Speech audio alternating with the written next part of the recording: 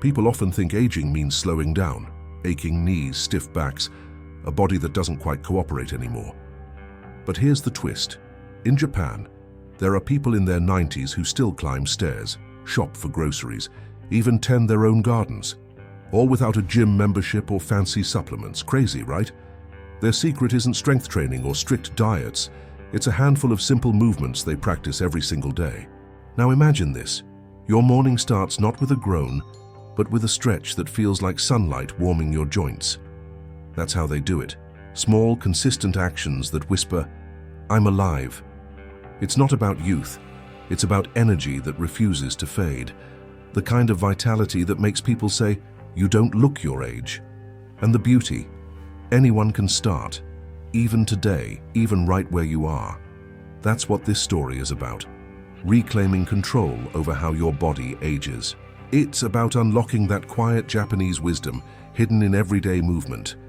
Because what if staying strong and mobile at 80 wasn't a miracle, but a method? Let's dive into what makes their secret so timeless and so possible for you. He'd always wondered why his friends back home complained about getting old, while his Japanese neighbors, many well past their 80s, still woke up early, swept their yards, and walked to the market as if time had forgotten them. That curiosity turned into an obsession. He started digging, observing, even trying to copy their morning habits. And that's when he discovered it wasn't about discipline or genetics. It was about movement as a form of gratitude. See, in Japan, staying active isn't a chore. It's culture.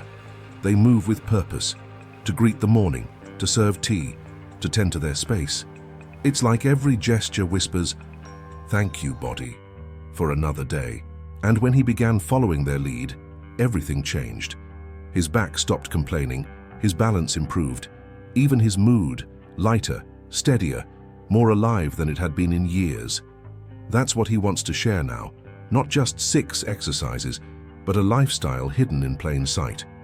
A way of moving that rebuilds strength, flexibility, and peace all at once. Because somewhere between rushing through life and sitting too long, most people forget how to live inside their own bodies. And maybe, just maybe, that's exactly where the next secret begins.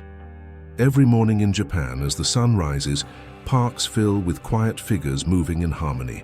It's called Radio Taiso, a routine broadcast nationwide since the 1920s. Young, old, office workers, even school children, all stretching together before the day begins. It's not about working out, it's about waking up the body, the same way sunlight wakes up the world. Their joints creak a little, sure, but with each stretch it's as if they whisper to their bodies, "You're still strong, you're still here." Think of your joints like door hinges. If you don't move them, they rust. But move them gently, every day, and the door opens smoothly, no effort at all. That's the beauty of the Rising Sun stretch. It's movement without punishment. No pressure to sweat, no competition, just presence. Even someone who hasn't exercised in years can start by standing beside their bed, rolling their shoulders, and breathing deeply. It's a simple ritual that says, "Good morning, life." He remembers trying it himself for the first time. The air felt different, his breath steadier, his mind clearer, like he'd turned on a switch that had been stuck for years. The first 5 minutes set the tone for the next 24 hours. And little did he know, this tiny act of movement would open the door to something even more powerful, something that went far beyond stretching. In Japan, even something as ordinary as serving tea carries hidden wisdom. Before pouring, many people naturally drop into a gentle squat, knees bent, heels grounded, spine straight, a posture so simple, yet it's a quiet act of balance and humility. They don't exercise, they honor the body through routine gestures. One old saying goes, "He who can squat can live alone." It's not just about legs or posture, it's about independence, dignity, and control. Imagine that for a moment, the ability to sit and rise with ease, to reach the floor without groaning, to feel rooted yet light. The T-squat builds that kind of quiet strength. You can try it while picking something up or tending to a plant. Use a chair for support at first if needed. The goal isn't perfection, it's awareness. Each movement whispers, "I still own my body." He remembers his first attempt vividly, shaky legs, stiff hips, a bit of laughter too. But within weeks, something changed. Not just his balance, but his confidence. The body learns fast when you treat it with patience.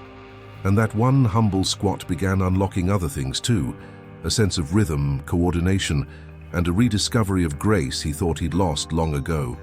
In Tokyo's quiet backstreets, you'll often see elderly couples walking slowly, almost ceremoniously. No rush, no headphones, just steps, deliberate and calm. The Japanese call it aruki, the art of mindful walking.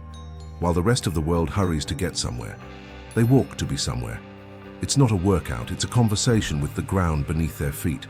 Each step reconnects them with balance, breath, and awareness. He used to rush everywhere, always chasing time, missing life in the process. But after practicing aruki, something shifted. He began noticing the sound of his shoes, the wind brushing past, even the rhythm of his heartbeat syncing with his steps. Walking became meditation in motion. It's simple to try. 5 minutes after breakfast, no phone, just presence. That's it. You'll be surprised how different your body feels when your mind stops sprinting. And the funny thing, that calm from walking starts to leak into everything else. Less tension, more patience, even better posture. The Japanese say, walk slowly, arrive early. He learned that when you stop treating movement as a task and start treating it as a dialogue, your whole body begins to listen. And soon that awareness spills naturally into the next part of the day, where even tending a garden becomes an act of self-care. There's something almost sacred about how the Japanese care for their gardens. Each motion, bending, reaching, twisting, is both physical and meditative. To the observer, it looks like simple yard work, but to them, it's a ritual, a quiet dance between body and earth. One elderly man once told him, "My garden keeps me young. It asks me to move, and I obey." That line stuck with him, because it wasn't about flowers. It was about staying connected to life through motion. When he started mimicking those gestures, squatting to pull weeds, stretching to prune branches, he realized it wasn't exercise at all. It was alignment. The back loosened, the shoulders released tension, and suddenly even simple chores felt graceful. You don't need a garden to try it. Just mimic the flow. Reach forward, twist gently, rise slowly. Let your body lead, not rush. Movement, when done mindfully, heals more than muscles. It heals disconnection. And there's a hidden lesson in this too. The way they move through their gardens mirrors how they move through life. Patient, intentional, never fighting the soil. That same flow shows up in another daily act, one so subtle most people miss its power entirely. It's found not in the muscles but in something much deeper, the breath itself. There's a stillness in the Japanese tea ceremony that feels almost supernatural. Every motion, lifting the pot, pouring the tea, offering the cup, is grounded in breath. Shoulders relaxed, spine aligned, eyes soft. It's not just choreography, it's awareness. The host breathes as if syncing with life itself. To watch it is to see what true balance looks like. Strength disguised as calm. He tried it once, awkwardly at first, sitting tall, taking one long conscious breath before moving his hands. In seconds, his heartbeat slowed. His thoughts, once scattered like leaves, began to settle. That's when he understood. Posture isn't just about the body, it's about presence. Breathing like that, you can face anything, from pain to impatience, without breaking your center. It's the human equivalent of rebooting your system. And if breath could restore such control, what else could it heal? He started weaving those mindful pauses throughout his day, before calls, while waiting in line, even brushing his teeth. Each breath became a reset button.